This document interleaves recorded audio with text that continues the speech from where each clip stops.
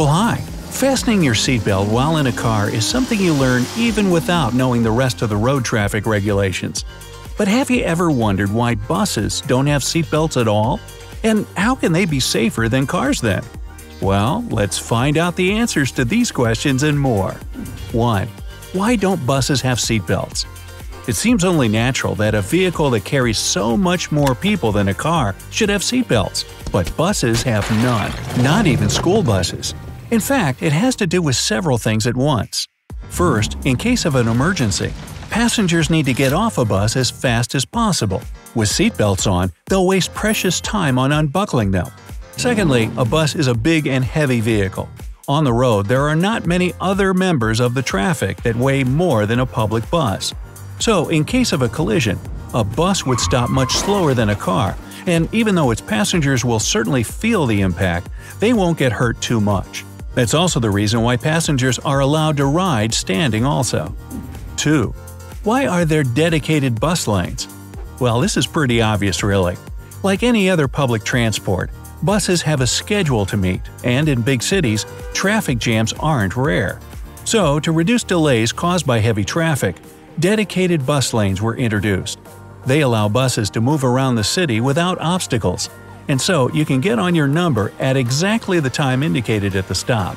Unfortunately, even in big cities, not many roads are equipped with separate bus lanes, making it difficult for a bus to get to its next stop on time. 3. Why won't buses stop and open the doors when someone's late? The simple answer is because it's dangerous.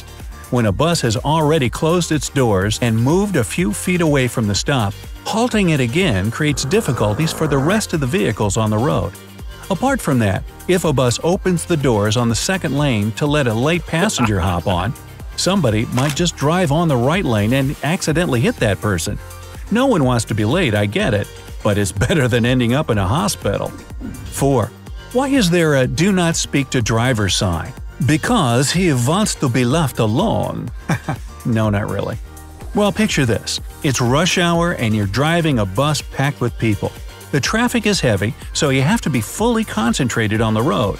And then, just as you're about to make a pretty difficult turn at an intersection, somebody pats you on the shoulder and asks how much longer it is to such and such street. Surprised, you jerk the wheel, and you can imagine the rest. Of course, in general, it's safe to ask your bus driver a question, but just to be on the safe side, better not. 5.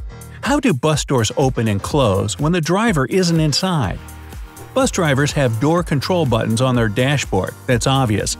But how do they close the doors behind them when they get off, or open them before getting behind the wheel? In fact, there's a mechanism that opens and closes the driver's door from the outside. The button that activates it is usually hidden and located under the door. Sometimes it's also locked, but rarely. Buses are too difficult to steal, and the potential profit isn't worth the risk. So transport companies don't really care much about locking them. 6. Why are buses considered safer than cars? There are no seatbelts, no airbags, and passengers often ride standing. So how can such a vehicle possibly be safer than a car? Well, to put it simply, danger in a collision comes from an abrupt stop at high speed.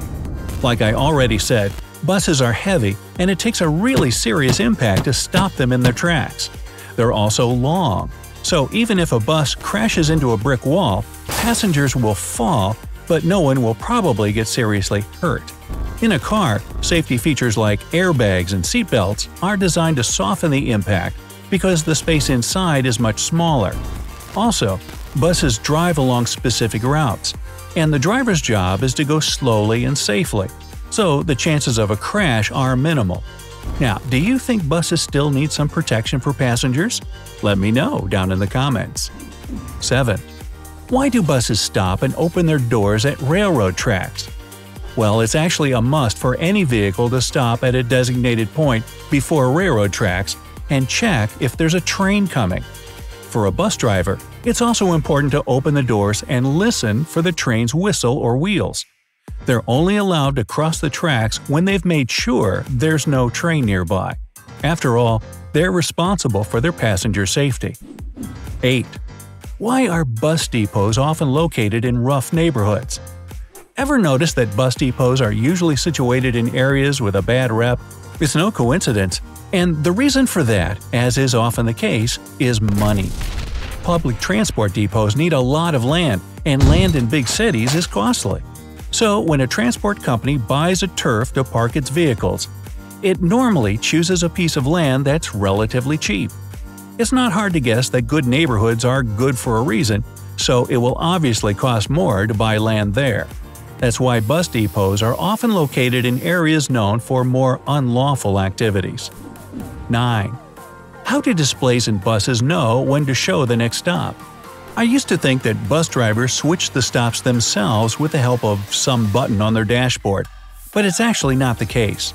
The LED displays in the passenger compartment know how to do it themselves. They're operated with a GPS system.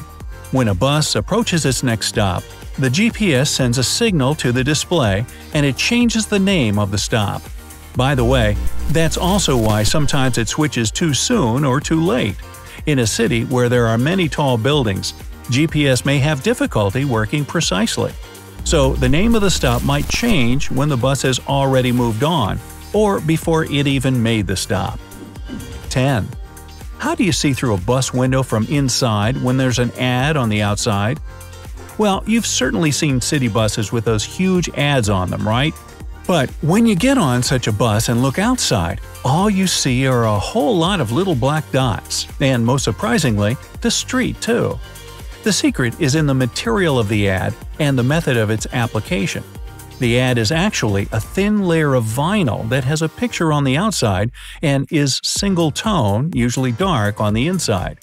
Also, about 50% of the sheet is holes. When you look at it from the street, you see a picture because it's bright, and as you're standing at a distance, you really can't see the holes.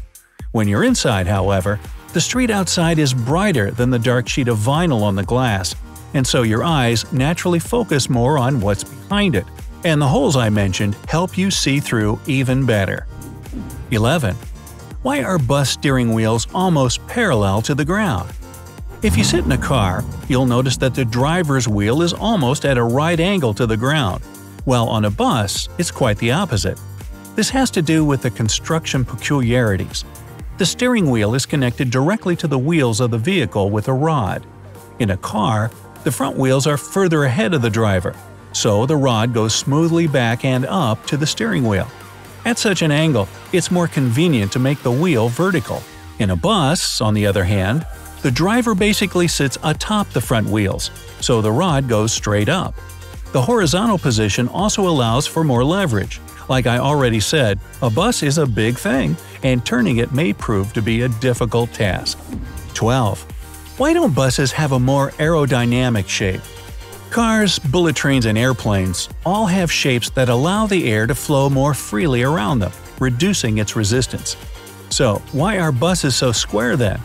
Well, it's because they basically don't need to be aerodynamic. The thing is, aerodynamics allow vehicles to move faster with less opposing force of the air. But buses aren't about speed, they're more about safety. They have a set speed limit, and they're designed to carry as many people as possible. Why would a bus packed full with passengers need to accelerate too much, right? And finally, you may be wondering about the wheels on the bus. Well, here's the answer to that. The wheels on the bus go round and round, round and round, round and round. The wheels on the bus go round and round all through the town. Hey, if you learned something new today, then give the video a like and share it with a friend. And here are some other videos I think you'll enjoy.